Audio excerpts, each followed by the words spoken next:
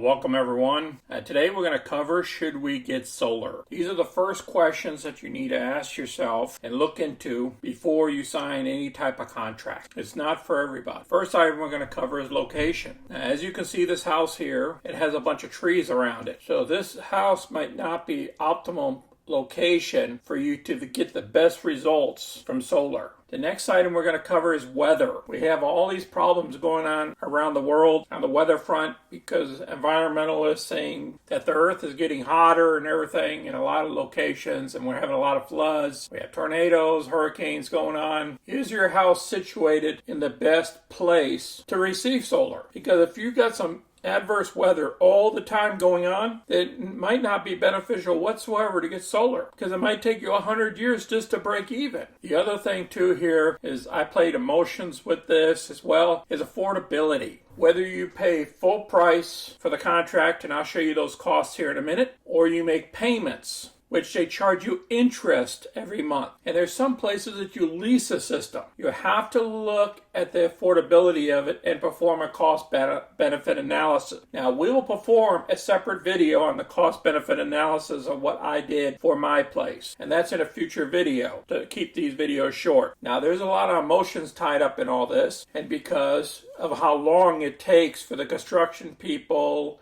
and the process to work. And I'll go through those timelines with you here in a second. But you have to figure out if it's worthwhile for you to have solar on your house for cost efficiency from now into the future. How much is your electric bill going to be in 25 years from now, or 10 years from now, or 5 years from now? Costs are going to keep going up. I signed the contract on 8/2/22, and you can see the date here, 10/4. So it took 2 months for everything to get settled before I was turned on. The signing, I had to pay 25% because I did a cash purchase. My total purchase was $31,829. That includes $8,537 in discount. So here's my tracker so far. We started from 9/28 on the day that we received electricity. We started producing electricity. Here's my disclosure. My current retail contract doesn't include solar buybacks or credits. And then we'll have to wait until January 23 to change my contract. And our supplier is Encore. So on the first day, my rate was 11 cents per kilowatt. My usage was 34.92, but we produced 37. You would think, okay, we produced 37 and our usage is 34.92, so we have an overage of 2.08. Now that overage disappears. It doesn't go to the grid. It didn't go anywhere. In my normal bill, I would have been charged for all this usage here of 34.92. Tower Energy notified me that I only used 17.6. So my electricity cost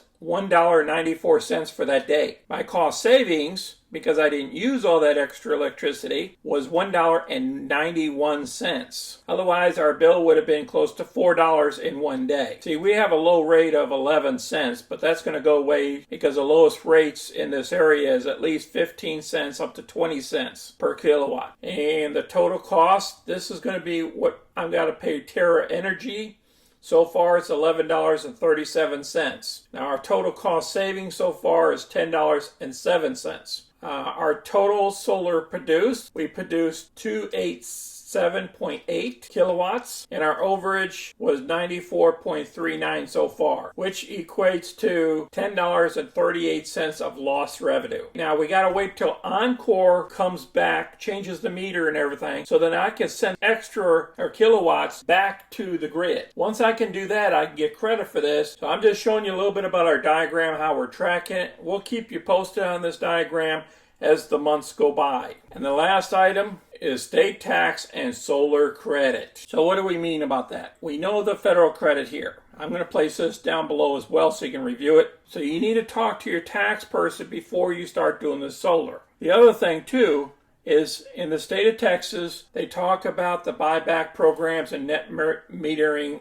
initiatives. Pretty much all the vendors here do net metering. They give you a 1-for-1 credit, but the credits go away after a certain time. So you have to really dig into those contracts to see if it's beneficial for you to get solar on your roof. It's all based off your cost analysis. Now, state programs and your supplier sometimes have effects in these areas. So you need to check your state, what your state initiatives are, your county initiatives are, because there might be some tax savings in the property tax area. Your supplier of electricity might not even allow net metering. So you're going to have to dig into this stuff. I hope this video helped somebody out there before they start doing their solar. It's very critical that people know some of this information. Until next time, folks, this is Sonny. I'm out.